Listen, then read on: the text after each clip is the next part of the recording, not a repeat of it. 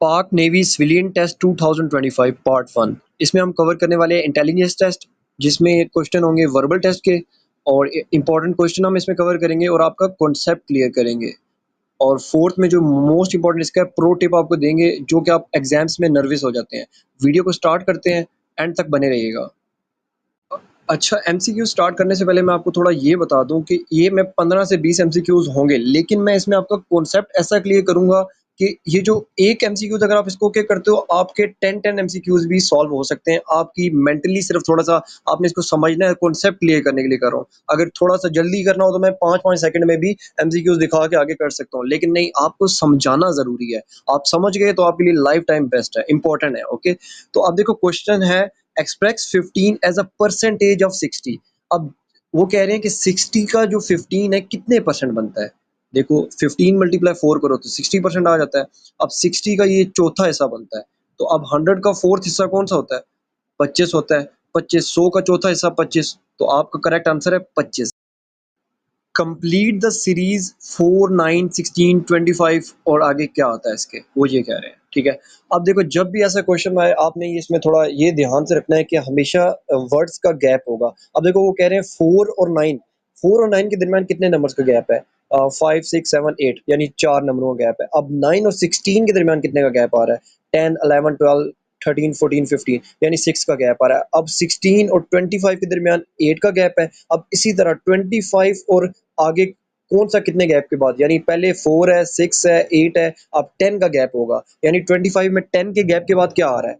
36 आ रहा है आंसर। ठीक है, तो ये आपका करेक्ट आंसर है। आपको इस तरह के जितने भी क्वेश्चन आएंगे उन सब में इसी तरह के काम करना है, या 2-4 का गैप होगा, या 6 का होगा, या इस तरह होगा। ठीक है, find the odd letter, ROLH।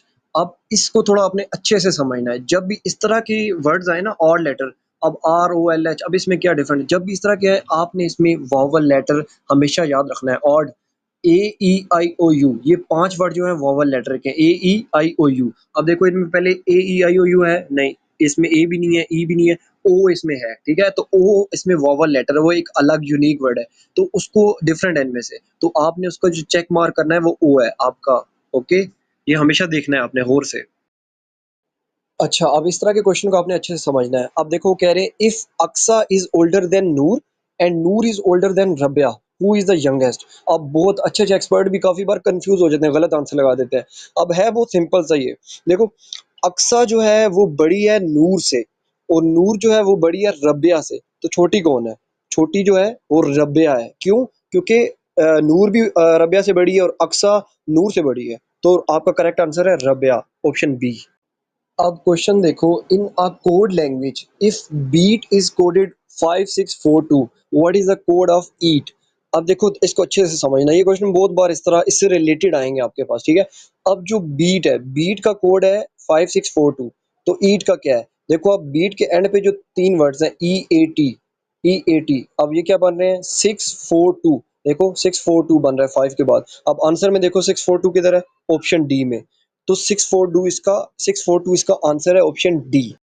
अब यहाँ पे देखिए ये कह रहे हैं what is the average of 369। अब याद रख लीजिएगा, जब भी कहीं पे एवरेज की बात हो तो आपने हमेशा ये जो ऊपर नंबर दिए हुए हैं इन सबको प्लस करना है, चाहे 10-15 नंबर जितने मर्जी हो। अब 3 + 6 + 9 कितना हो गया? 18। और अब दूसरा इसका एक और चीज याद रखनी है, ये जो ऊपर 3 नंबर दिए हैं तो इनको नीचे जो डिवाइड करना है वो भी 3 से डिवाइड करना है, एवरेज निकालने के लिए। फार्मूला जो है 3 + 6 + 9 हो गया 18, अब डिवाइड करना है 3 से नीचे, तो आंसर आएगा इन दोनों को डिवाइड करके 6। ठीक है, अगर इसी तरह 4 नंबर होते तो 4 से डिवाइड करते। अच्छा, आप देखिए क्वेश्चन में कह रहे हैं in a class of 40 student 20% are girl, how many boys are in class. अब वो कह रहे हैं 40 स्टूडेंट की क्लास है, उसमें 20 गर्ल्स हैं, कितने हुए बॉयज जो रिमेनिंग है वो क्लास में।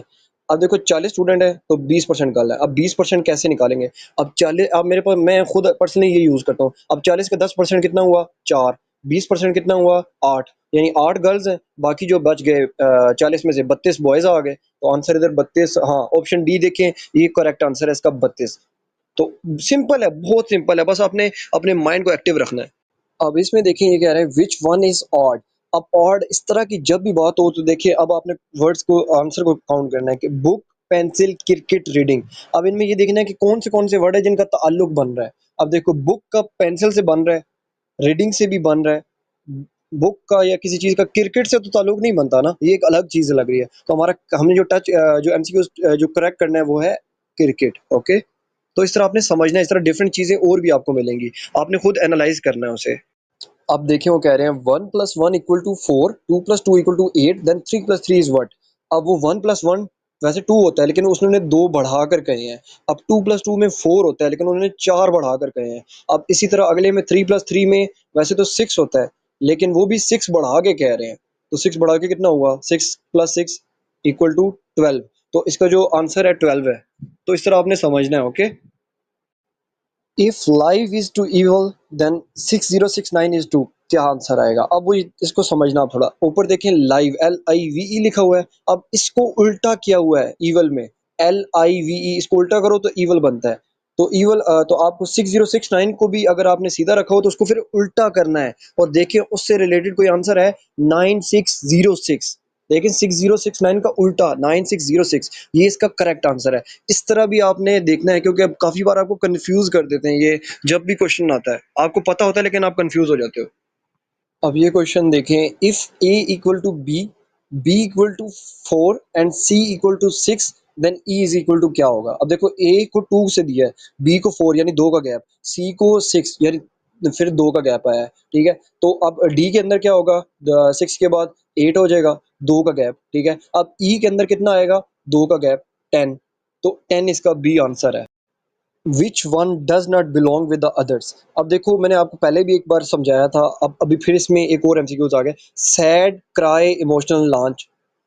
अब इनमें से कौन सी चीज है जो अलग है। अब सैड, क्राई, सैड होना, परेशान हो गया, रोना, इमोशनल, ये तीनों एक चीजें लग रही है। और लॉन्च, ये लॉन्च जो है ना ये अलग ही चीज है, यानी इसका ताल्लुक ही नहीं है उससे। तो आपने ताल्लुक जरूर देखना है जब भी बिलोंग टू अदर या ऑड आए, ठीक है। इसका करेक्ट आंसर है D. If tyre belong to car then leg belong to. अब टायर का ताल्लुक कार से है तो टांगों का जो है वो किससे है ताल्लुक, साइकिल से है, क्रिकेट से है, कार से है, ह्यूमन से।